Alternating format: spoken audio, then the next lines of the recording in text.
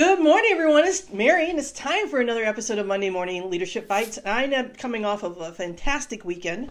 Actually, the whole month of April, I have been with friends and family and just really getting re-energized with people that I don't get to see very often. And this weekend, I was in Chicago, back in the Chi, and got time to spend with a good friend of mine, Kelly, who was celebrating her birthday, a big significant birthday. Happy birthday again, Kelly. And I also got time to spend time with family, specifically my brother and his family, and just, spend time with them. I don't really get that chance very often outside of the holidays, but it was just sort of the everyday stuff that happens with family. So it was really great. Even though traveling sometimes can be harrowing, it still was really great to connect with people. And at Kelly's party, she's a teacher with the Chicago Public School System. There were other teachers because she's been a teacher for a while, and so you're friends with the people that you work with and you're in contact with constantly. And had a really great conversation with a couple of teachers. And this is not to knock down what one of the principals doing, but it got us into the conversation about many things. As a matter of fact, those conversations with teachers is really great to meet with people who are with kids at various ages. And the teachers I was with were little ones all the way up to big ones. And I got so many good conversations out of it. I think for the next couple of weeks we might talk about some of those. But in particular, there was a principal who is sort of, forcing this idea of kindness. And I say forcing because it's not, hey, there's a series of events and things that have been done and activities, but it comes off as not that this is a model or something we're going to do and we're going to be mindful of being kind. There are these forced activities. And it got me to thinking once again about kindness. And I know this is probably the third time you've heard me talk about kindness. Episode 6, I talked about kindness and being a strong leader means being kind. And that kicked off the Lenten season. And last week I talked about kindness and the follow-up to that.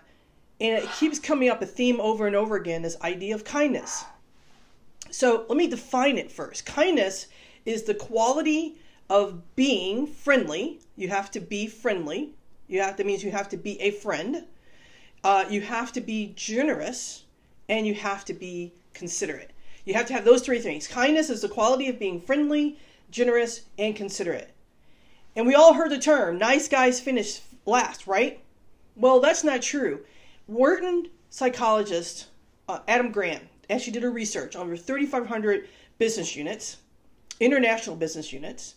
And he said that in this research, givers are people who contribute to others' success without seeking anything in return. They give of themselves, and regardless of where they were, they're engineering or finance or sales or marketing, whatever, regardless of where they work, they gave of themselves. These people gave of themselves. And they weren't expecting anything in return. As a matter of fact, companies who focus on kindness, that give constantly, generate more revenue, are more efficient, and have happy customers.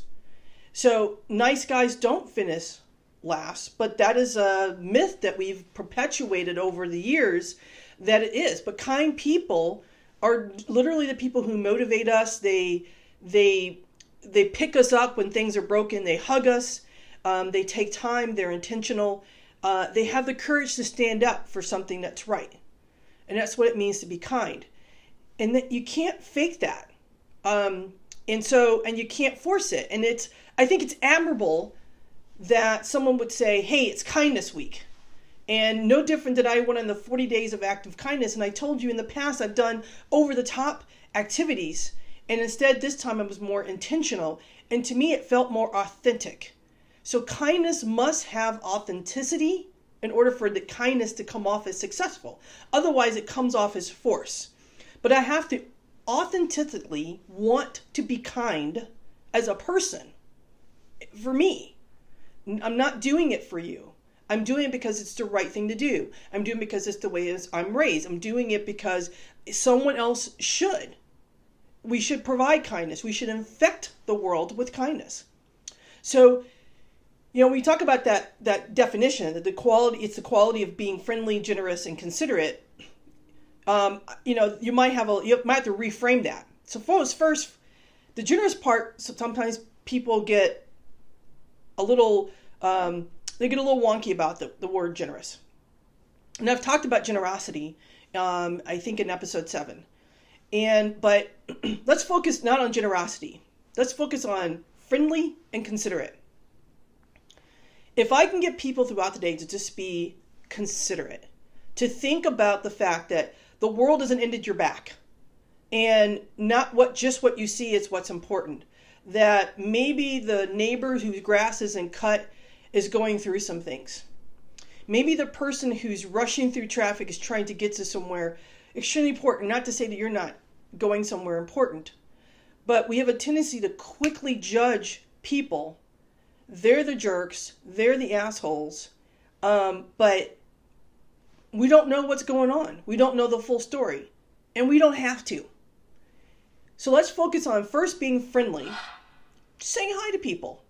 How are you doing? And being considerate, opening doors, letting someone speak, not write down your thoughts and not interrupt them. Then we can focus on the generosity piece, because it'll naturally come. But then next, be honest even when it's hard. That's another way to reframe the generosity piece. So I've got 5 tips for you, 5 elements, I should say, of being kind. And you're going to have to check yourself. When you examine your motives for being kind, you should have these 5 elements. 1, it should come out of respect. And maybe it starts with being kind to coworkers because you respect the work that they do. Maybe it's kind for the people in your community, your church, because it's the respectful thing to do. But out of respect, you are kind. 2, honesty. We've talked about it already. Even when it's hard, be honest. Even when it hurts, be honest. Even when no one else is saying anything, be honest. You know, as I was driving back from the airport, I had a conversation with a friend. And I've had this conversation with him a number of times. And I finally just said, stop. And I gave him some truth. And it was awkwardly silent. We've known each other for many years, and we let that soak in. But it was a great conversation because it was an honest and authentic conversation, and it came from love. It came from a sense of, I truly want this person to do well in life. Number 3, intention. What is your intention by being kind? Is your intention because you want something out of it? I'll be nice to this person, they'll be nice to me, or is your intention just I'm being kind because I get something out of it? There's a selfishness to kindness that you don't always see those 2 words together, selfishness and kindness, but there's a selfishness to kindness that you're doing it for yourself. Be kind because it's a good thing for you. You will get so much more out of it when you're kind, and therefore become more successful and generate more because of that. Because it actually builds you up. And when you build yourself up, you're building others up. And there's this back and forth that happens, which is really great when you can do it authentically. Flexibility. You have to be flexible in your kindness. And I'm going to tell you that it's a convenience factor, right?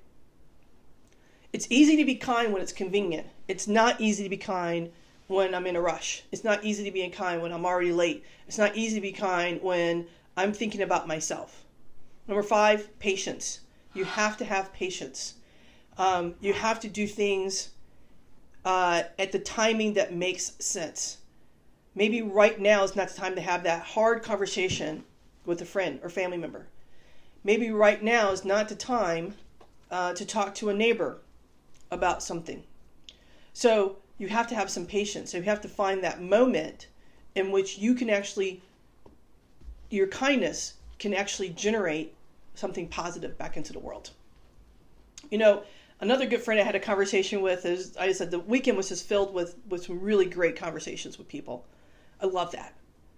Is she made a comment, she's quoting someone, and I don't remember the name of the person, but I'm sure if you Google it, you could find it, that convenience and conviction live in 2 different neighborhoods. And that's true with kindness. We can be convicted to be kind. And I gave last week a challenge. I dared people to talk and connect with people, to really truly connect with them. And I hope you did that. And if you did, I'd love to hear how that went. But and you can be convicted to do that, but it may not have been convenient for you. You go, yeah, I couldn't do it this week, Mary, because this week, this was happening. I was moving. I had a report due. I was traveling. And it takes a lot of effort to take the convenience factor out of it and make sure your convictions are just that. You move forward because it is the right thing to do. So those are your 5 tips. I do want to end with a quote from Buddha. Buddha actually said, if you propose to speak, always ask 3 things. Is it true? Is it necessary? Is it kind? Everyone, let's sprinkle kindness throughout the world. Let's stop with the bitterness, the negativity. Let's change the narrative of our society, regardless of where you're at.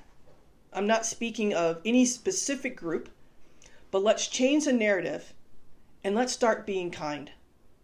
Let's start understanding the otherness of the other and celebrate that and appreciate it. Everyone, this has been Monday Morning Leadership Bites. Thank you for watching. Like, comment, share, please. I want to hear from you. I want to hear your comments. Text me, message me. Have a great week.